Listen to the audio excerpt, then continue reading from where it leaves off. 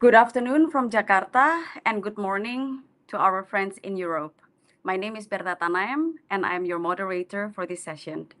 And I'm very happy to welcome all of you to this special session, Indonesia-Netherlands Thesis Prize 2025, an annual celebrations of academic excellence and collaborations between Indonesia and the Netherlands. This event honors outstanding Indonesian students and Dutch students who have studied in the Netherlands, Indonesia, or in Dutch link program across Europe. Today, we'll hear from young scholars whose innovative research highlights the strong educational ties between Indonesia and the Netherlands. Before we begin, I'd like to thank our partners, Nuffic Southeast Asia, PPI Belanda, Indonesian Student Association in the Netherlands, and INS, Indonesia-Netherlands Youth Society. Also to all members of the juries who have dedicated their time to review and evaluate this year's theses. To open this session, we'll first hear a few words of welcome from our INS Indonesia board. I would like to welcome Pak Justin, the board members of Indonesia, INS Indonesia.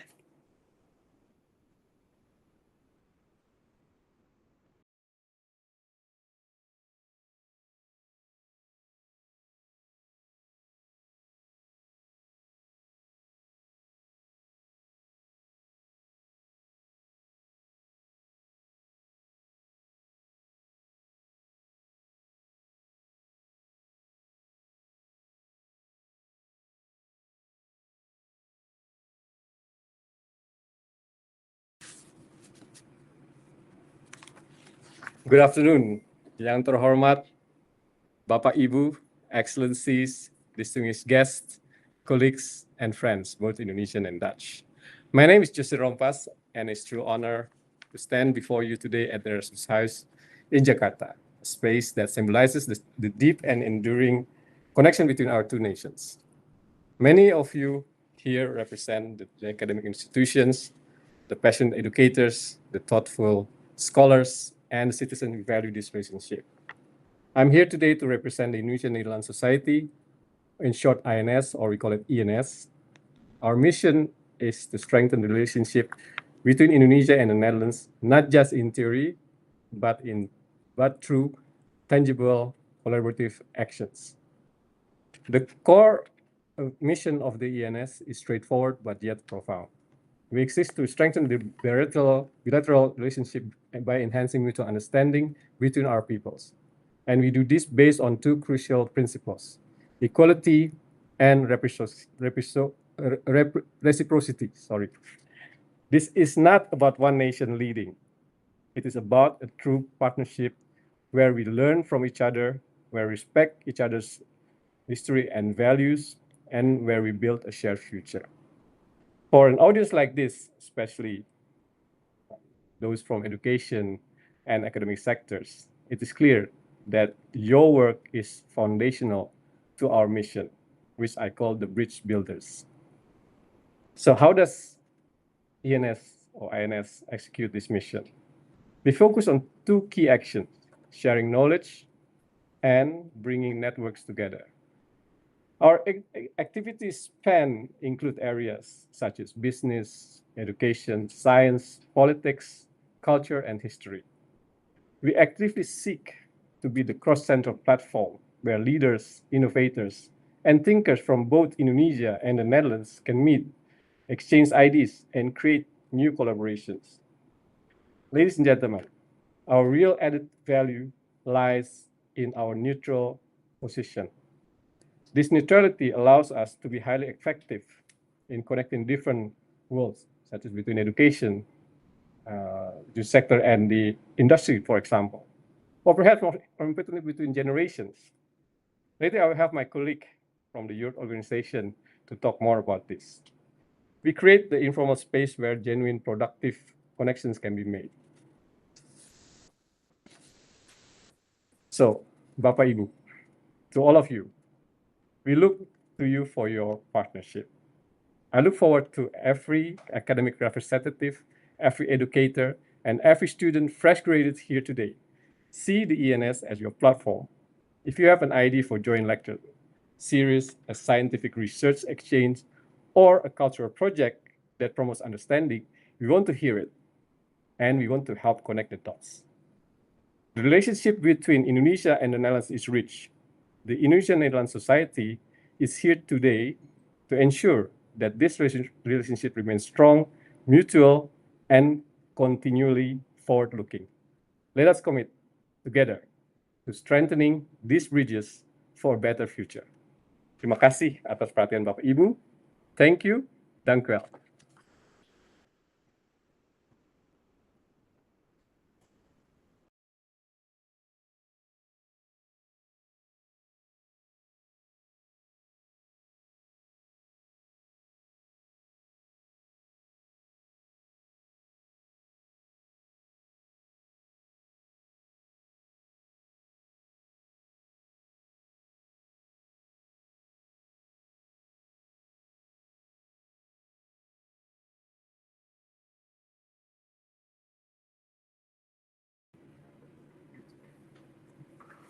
Thank you very much, Pak Justin, for your kind word and continued support of these meaningful collaborations.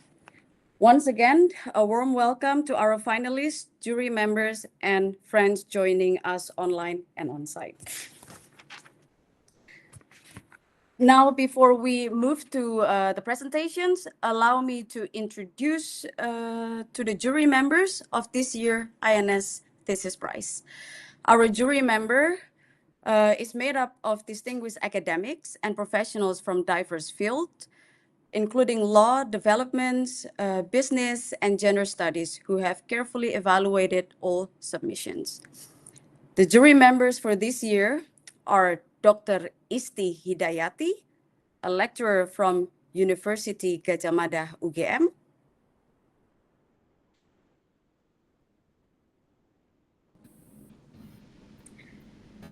The second one is Professor Effie Eliana, PhD, professor from Universitas Negeri Malang.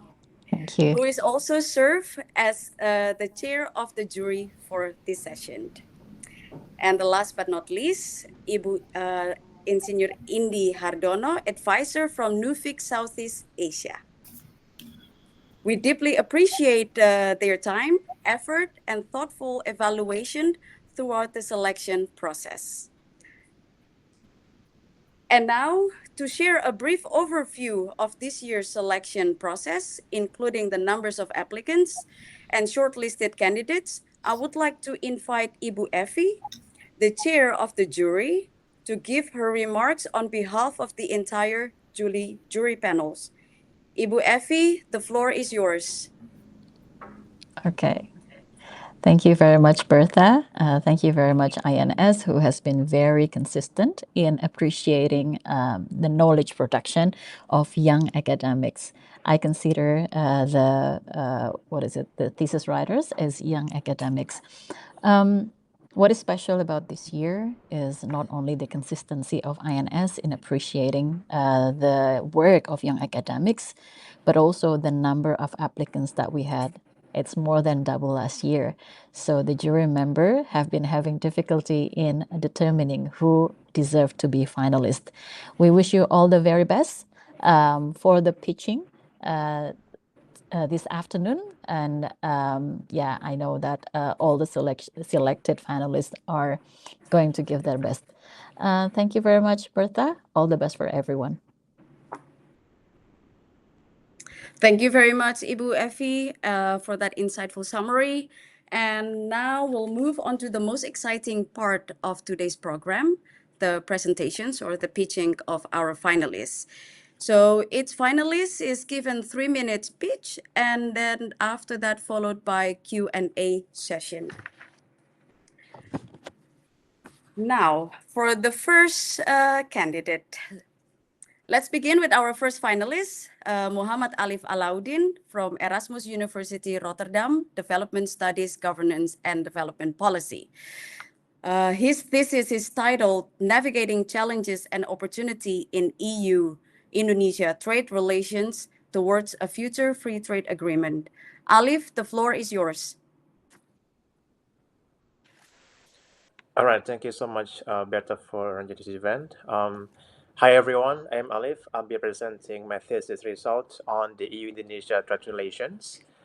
Um, but before that, I'll be asking the audience here that sits at the heart of global development.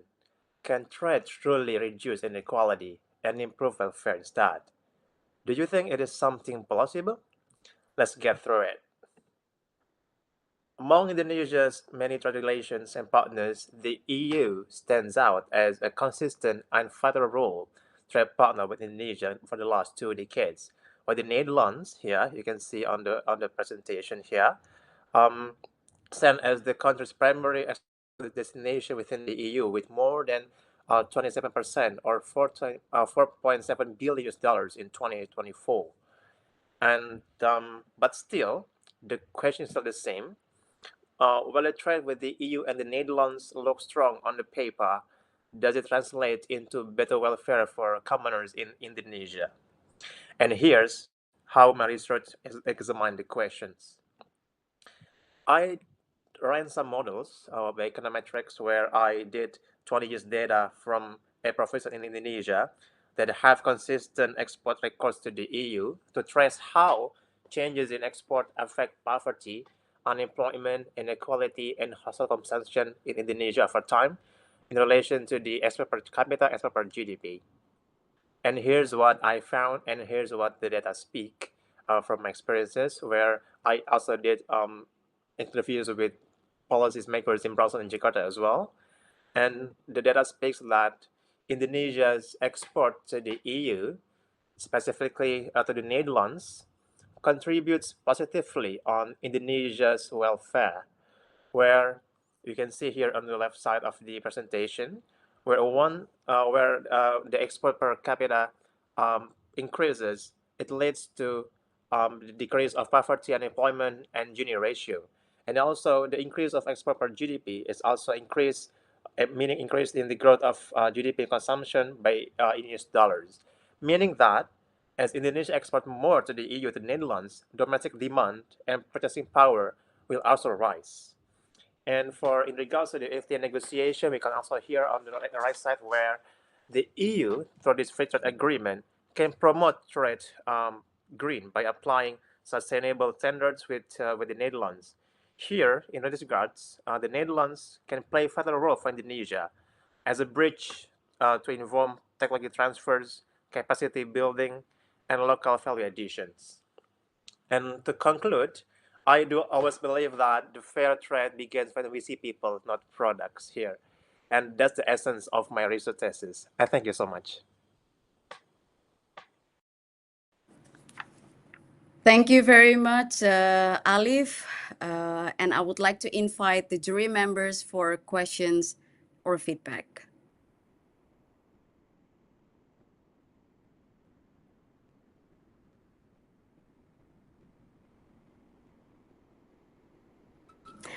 Perhaps Ibu Effie wants to give a feedback? Yep.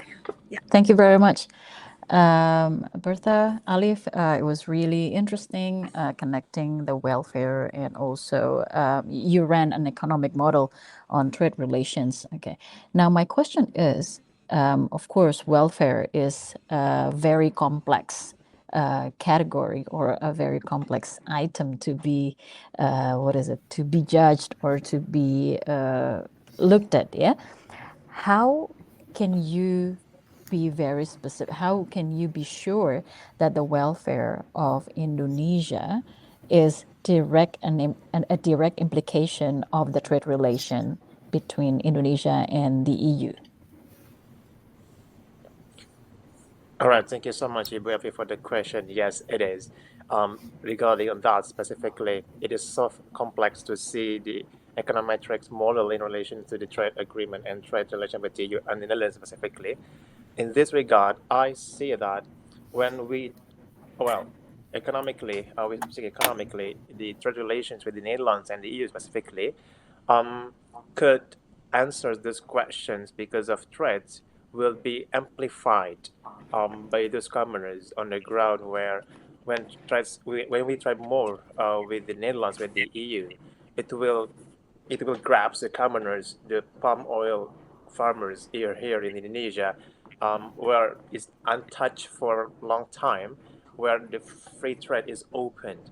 So the Gini ratio, the poverty, the unemployment are the core of the socioeconomic variables in this regard. And that's why I took that sample. I took the specific variables to see, is it something possible for Indonesia and the EU and Netherlands to see this, trade relations even more?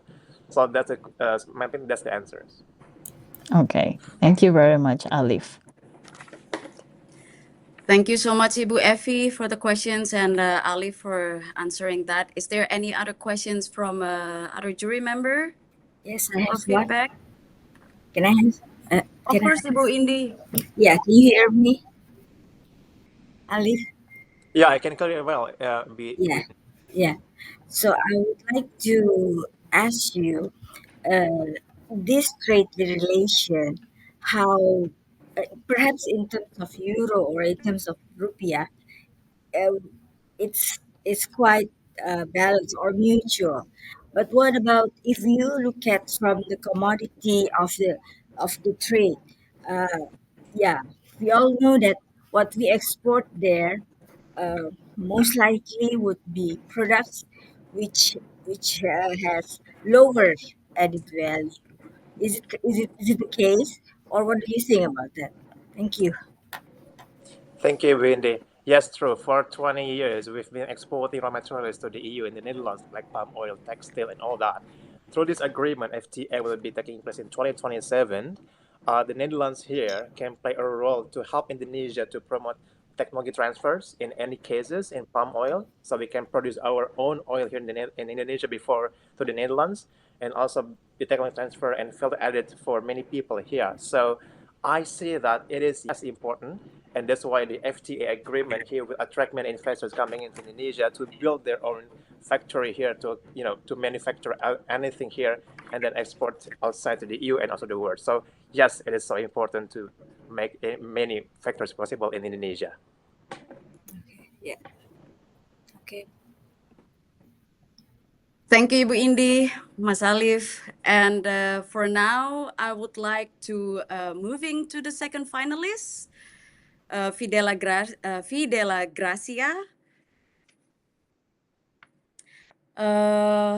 We have Fidela Gracia from Leiden University, who completed her Master of Law and Digital Technology, Advanced LLM, and her thesis is about evaluating the concept of transparency in safeguarding freedom of expressions for a marginalized group on social media, a comparative study of EU and Indonesian legal framework in the context of AI-powered content moderation system. Fidela, the screen is yours. Okay. Selamat siang in Jakarta and goedemorgen in the Netherlands and Europe, distinguished jury members, fellow participants, and esteemed audiences. Picture this. A young woman in Jakarta shares a photo celebrating her heritage. A student in Amsterdam posts about his religion, and within hours, poof, their post vanish. All that remains, this content violates our community guidelines. No clear explanation, no context. For many, especially marginalized groups, this isn't weird. It's reality. And often, it's not people making these decisions, but algorithms. Invisible systems shaped by data that may carry hidden biases, deciding who gets to speak and who gets erased. These are what I call the invisible rules. Hidden algorithms and vague community guidelines that shape our online lives, but that we, the users, cannot see. That's the challenge my thesis set out to confront. I ask, what happens to freedom of expression when AI becomes the gatekeeper of our voices online? To answer, I compared how Indonesia's laws and the EU's Digital Services Act regulate AI moderation, and I tested this through case studies on Instagram, TikTok, Facebook, and the Dutch app like Planet Romeo. What I found was striking: content wrongly removed, harmful posts left online, and those most at risk, marginalized groups, left unprotected. The pattern is clear. Without transparency and context, AI moderation risks silencing the very voices it is meant to protect. My research mainly supports SDG 16.10 on freedom of expression and access to information, and it likewise contributes to SDG 10.2 on reducing digital inequality, SDG 9 on fostering ethical AI, and 7 2017 on global cooperation on tech policy. And I propose practical solutions like human review for sensitive cases, explainable AI that shows why decisions are made, fair appeal system, shared best practices, and digital literacy so users can be vendor voices. If the rules are made visible, they can also be made fair. So, why are Indonesia and the Netherlands important in this conversation? Indonesia's vast diversity makes digital moderation uniquely complex, while the Netherlands contributes legal expertise and EU leadership. Together, they can build frameworks that are both inclusive and future ready. And change is possible. Shortly after I submitted this thesis, Indonesia independently launched the Saman system, an AI moderation tool reflecting many of these principles, proof that change is not only possible but already underway. AI doesn't just delete content, it decides who gets heard. And while marginalized voices are often hit first, anyone can be silenced. If we stay quiet, voices vanish before they're even heard. But with transparency and fairness, technology can amplify inclusion. To build a fair digital world, we must make the invisible rules visible. Thank you and dankovel. Thank you very much, Fidela. And now I would like to invite the jury members for questions and feedback.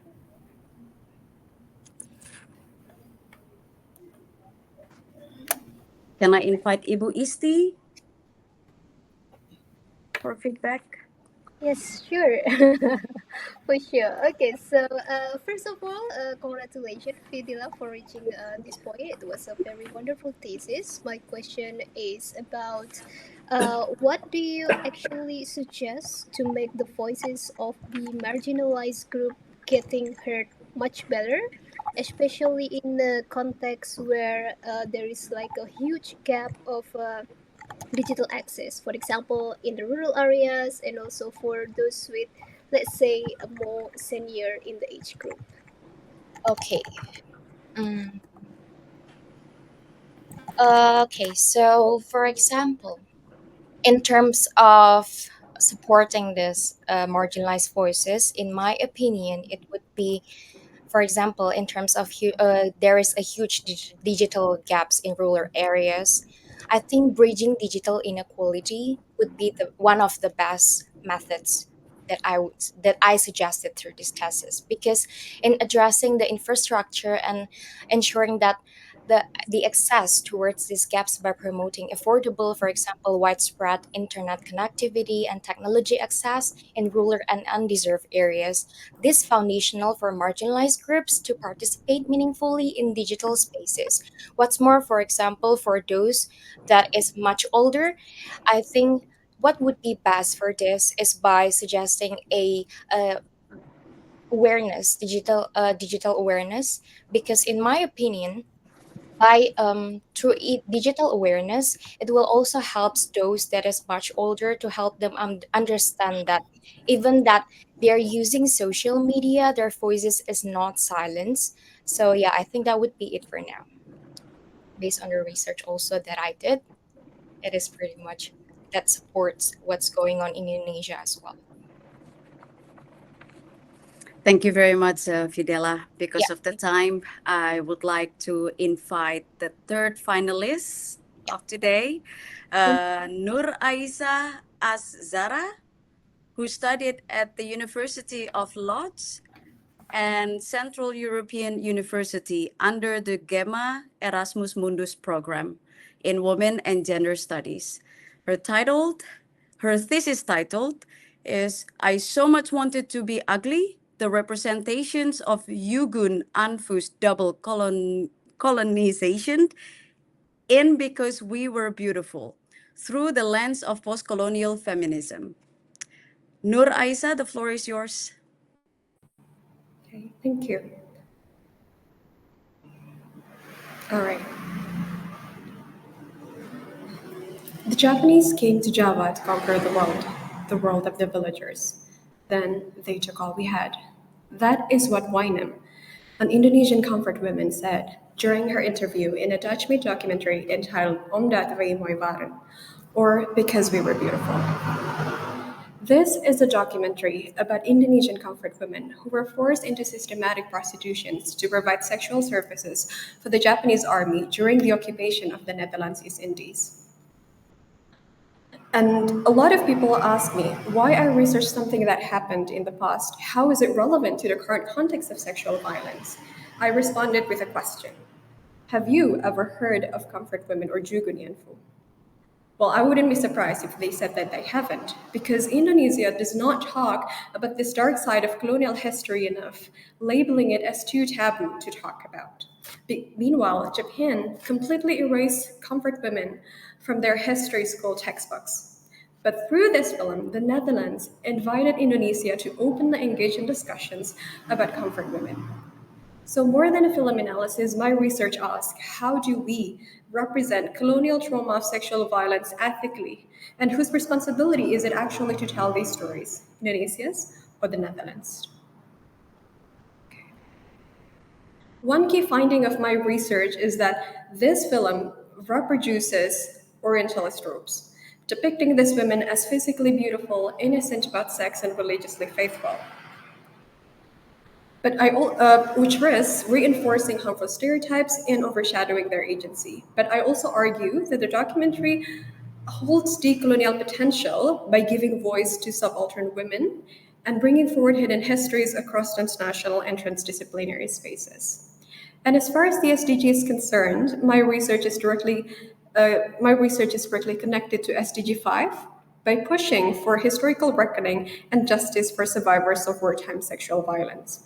And beyond that, my research also connects to today's theme, which is building sustainable future through education and research, where collaboration between Indonesia and the Netherlands becomes crucial, because together we can conduct joint research on sexual violence, we can have academic exchange program to learn how SDG 5 is implemented in both countries, and we can also co-create collaborative educational campaign using creative media, such as this documentary for a collaborative film screening, for example. So the bilateral relationship between Indonesia and the Netherlands in this context of sustainability must become a space for mutual reflection of the past, shared responsibilities in the present, and transformative education for the future. Lastly, history is not just something that we study.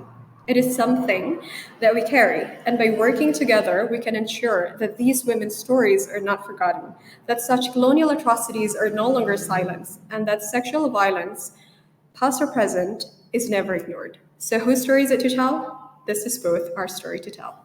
Thank you. Thank you very much, Noor. I learned something new today. I didn't know about the Yuguns, so I'm happy to hear about this, and I do hope that there will be more research on this and also awareness. On that note, I would like to invite the jury members who would like to ask questions or share some feedbacks. Right. Can I? Of course, Ibu Evi, go ahead. Okay, thank you very much. It's very interesting, very dear to my heart, the issue. Noor, I would like to ask you to situate the representation of Yugun Ianfu to much a broader, politics, global politics of gender representation. We know that in cinema, it's always the question who deserves to represent whose story, ideas of appropriation and everything. Are you able to, explore that further?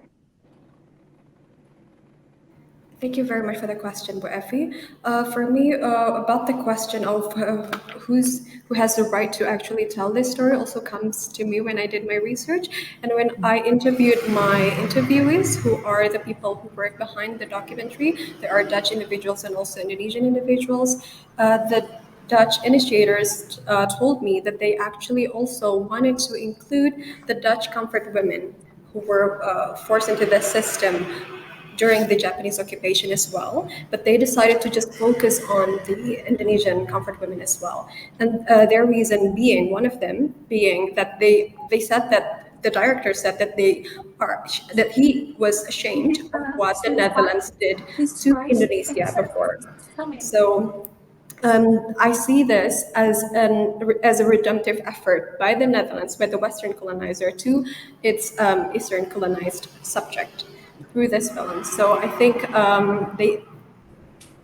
they didn't kind of like steal this idea or like this story, but they help us to tell these stories to a larger public. Because as far as I know, there are not many Indonesian creators who want to pick up this theme. So I think what their role here is to help us to bring this to a table of discussion. Thank you very much, Noor. All the best. Thank you very much, Noor.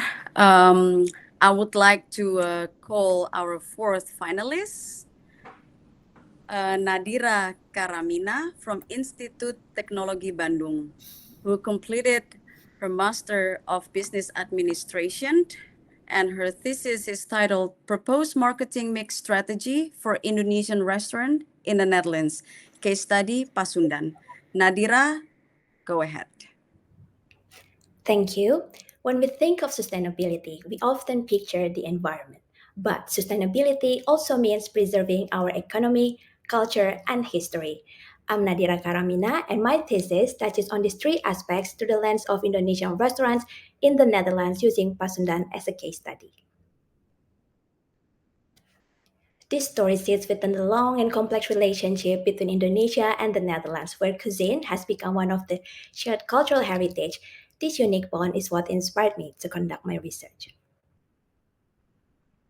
Pasundan is more than just a restaurant. It's a cultural space that holds a meaningful history. Pasundan's name comes from the owner's grandfather, who is Wiranata Kusuma V, which is a former president of the Pasundan state during the colonial era. The owner chose to honor the cultural heritage and leadership of his grandfather by preserving the name Pasundan. However, despite the popularity of Indonesian food in the Netherlands, Pasundan sales have decreased in recent periods. The goal is to help Pasundan increase its sales performance while contributing to sustainable development goals, particularly SDG 8 and SDG 11. Because supporting diaspora-owned small businesses not only strengthen inclusive local economies, but also help preserve intangible cultural heritage within diverse communities. To reach these goals, I applied on-site qualitative research in the Netherlands, combining direct observation with in-depth interviews. This research is designed with the user in mind and adjusted to business context, so the strategies are realistic, applicable, and impactful. The result of my research showed that several elements of marketing mix needed improvement. However, one of the elements that I want to highlight is the promotion. I believe that promoting cultural sustainability starts by raising people's awareness and exposing them to it. One of the strategies is to run a Food with a Story campaign on social media, sharing cultural and historical narratives alongside the featured dishes. This approach has already been implemented on the restaurant's Instagram. My thesis relates to this year's theme, Building Sustainable Future through Education and Research, because it doesn't only contribute to business growth, but also serve as an educational tool, showing that preserving culture through entrepreneurship is also a way of sustaining our shared identity and supporting long-term inclusive growth. Now, when we talk about collaboration between two countries, the Netherlands could serve as a second home for Indonesian cuisine, thus joint food festivals and cultural programs could celebrate Indonesian cuisine in a way that supports local economies and acts as soft diplomacy to strengthen ties between the two nations. Finally, sustainability lives in every story we choose to keep alive. And through collaboration between Indonesia and the Netherlands, these stories can continue, not just as memories of the past, but as foundations for more sustainable tomorrow. Thank you. Thank you very much, Nadira. Very inspiring. I would like to invite the jury members for questions and feedback. Ibu Indi. Yes. Hi, Nadira. Hello. Yeah, this restaurant is in Nijmegen, right? Yes. Yeah, okay. So, reading through your proposition, I would like to know whether the strategy that you propose to be implemented, uh, can also be implemented by other Indonesian restaurant in the Netherlands.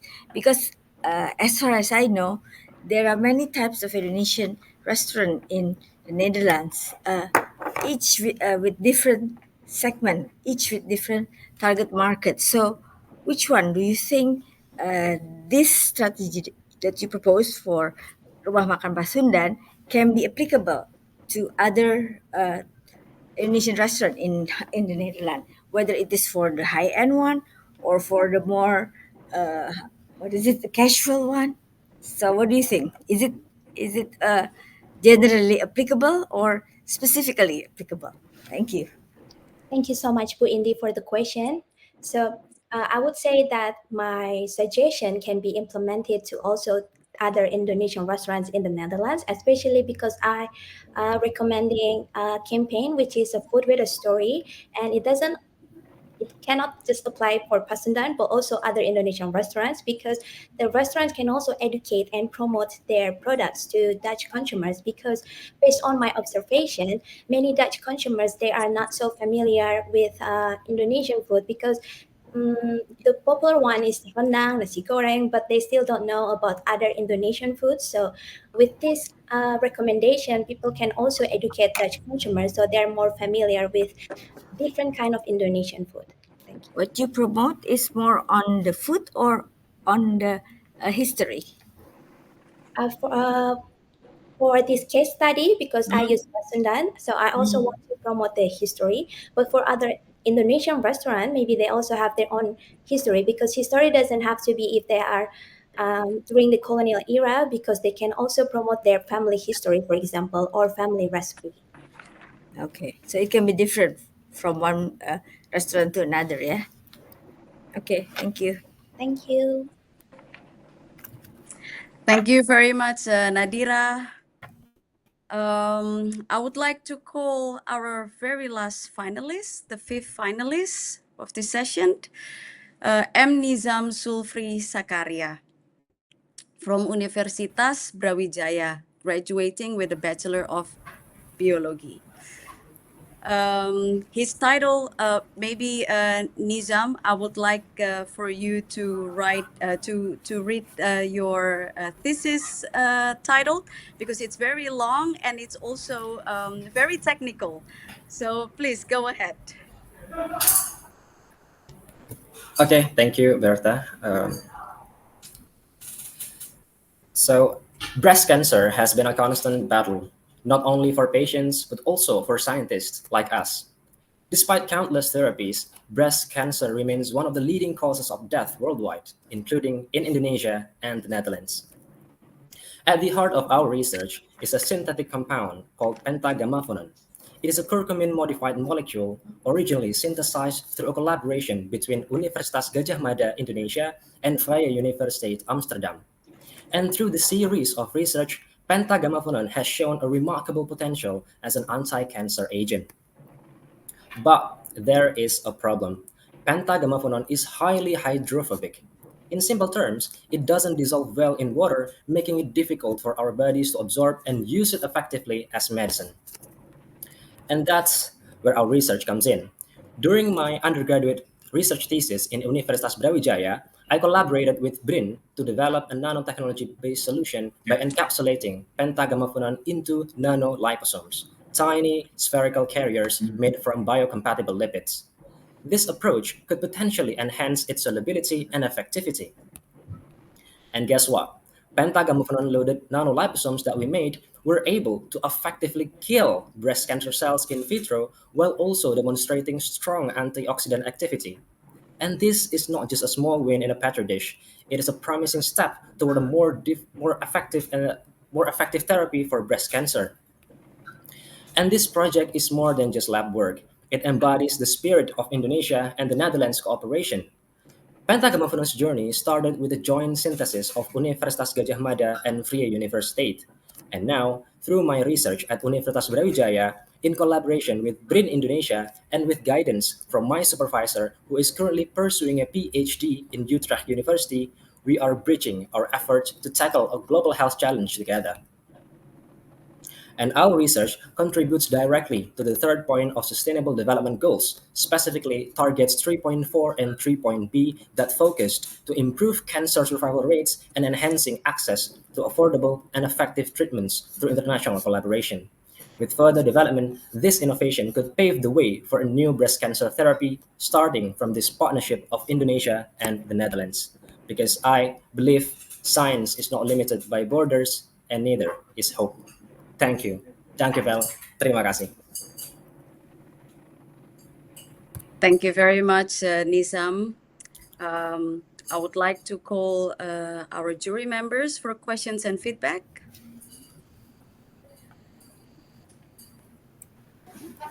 May I ask the questions? Go ahead, Ibu Isti. Okay, so that's a very inspiring research, Nizam.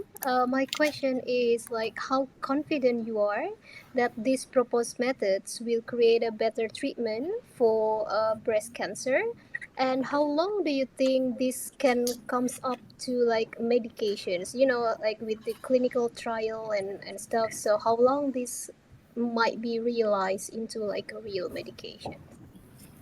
Okay, thank you, Beastie, for the questions. So I think it depends. Yeah, it depends on the collaborative strategy between Indonesia and the Netherlands, and also between Indonesia and the government itself. Because in Indonesia, we don't lack of good researchers, we don't lack of intelligent people, but we lack of collaborations to realize a drug, to make drug commercialize. Uh, it can be just one man show, right? We just rely on the researchers, but we have to collaborate with the researchers, with the government, with the pharmaceutical industry, for example. So we need collaborations, right? So I think, in my opinion, in my perception, that is very lack in Indonesia. I think the internal collaborations. That's why the collaborative strategy of Indonesia and Netherlands is really important, because I think, as far as I know, in the Netherlands, to do or to step into clinical trials is much more easier, because there's a lot of universities in the Netherlands have their own medical technologies, have their own medical facilities. So when they do research about some kind of drugs, they can also examine it in mice and even in human. So that's really really quick to realize a drug. But in Indonesia, I think that doesn't work that way. So we need collaborations with other institution or with Netherlands, for example. Thank you. Thank you very much, Ibu Isti, for the questions and Nizam for the answer. I would like to invite another questions from jury members, if any. I think the time is up. Time's up. Okay. Bertha, I think we're Of fine. course, Thank you. yes, yeah, I'm so sorry. All Yeah. right, well, thank you very much, Nizam. And that concludes our INS Thesis Prize presentations and pitching. And congratulations to all 5 finalists for your inspiring work and outstanding contribution. We will take a short pause, but before that, we are pleased to welcome a special guest, Archie from INIS Indonesia board member, who will share a brief story about the work and initiative of INIS, the Indonesian Netherlands Youth Society.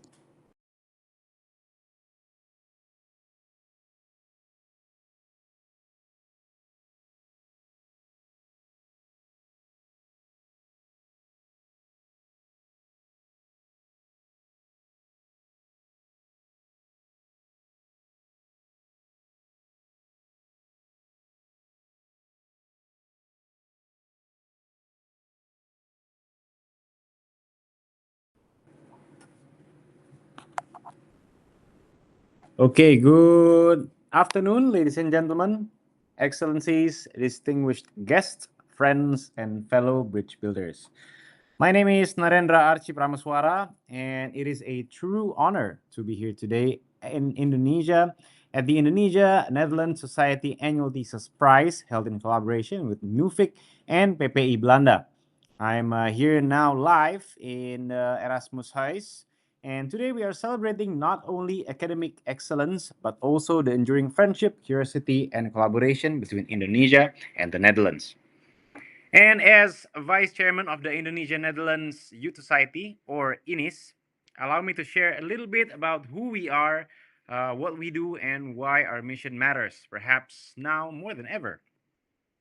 So, INIS is a youth-led nonprofit organization registered at the Dutch Chamber of Commerce, and we are proudly supported by the Indonesian Embassy in The Hague and the Dutch Ministry of Foreign Affairs. And we share the same vision as the Indonesia Netherlands Society, or INS, that of fostering deeper understanding, connection, and collaboration between our two nations. So, in simple terms, we connect young Dutch and Indonesians to each other and to Indonesia related opportunities because we believe that friendship between countries begins with friendship between people. Our mission is to connect and inspire young professionals and students from both countries. We do this by linking them to study and work related opportunities, whether in the Netherlands or in Indonesia. And we do this with the spirit of neutrality, respect, and accessibility. We believe that today's youth are tomorrow's leaders, and that by empowering them with knowledge, networks, and shared experiences, we are actively shaping the future of Indonesia Netherlands relation. Now, how do we make this happen? Our activities fall into five main areas. First, we have networking and career events. This is where all the fun and games are, as young talents can meet potential employers and collaborators who share an interest in Indonesia or the Netherlands. And we do this by having a pub crawl, meetups, and pub quiz. And second, we have information sharing through our websites, lectures, publication, and social media channels. And third, we also have conferences and discussion platforms that tackle key topics from sustainability to education, and also from trade to cultural exchange, so many more. And fourth, we have ongoing cultural and educational projects, including scholarships, exchange programs, and collaborations with leading universities and institutions. Also, what we've done this year is that we did a walk through the Menteng area of Jakarta, and that was a really fun event with many people joining us and to learn about culture and how the influence of Dutch architecture came to the Menteng district. And finally, also act as a bridge, a messenger between communities, organizations, and governments that seek to strengthen the bond between our nations. So, at its heart, INIS is the meeting point of ideas and ideas and ideals. We are a space where ambition meets opportunity and where cultural understanding turns into meaningful action. So, to all the nominees and winners tonight, remember that you are not just scholars, you are connectors. You are part of a continuing story that began centuries ago and continues to evolve with each collaboration, each conversation, and each shared dream between our two countries. On behalf of the Indonesia Netherlands Youth Society, or INIS, I thank the Indonesia Netherlands Society, NUFIC, and PPI Belanda for this wonderful partnership and for creating a space that celebrates both knowledge and friendships. So let's continue to build bridges, not just between Jakarta and The Hague, but between generations, disciplines, and cultures. Because the more we connect, the stronger our shared future becomes. Thank you, and selamat siang.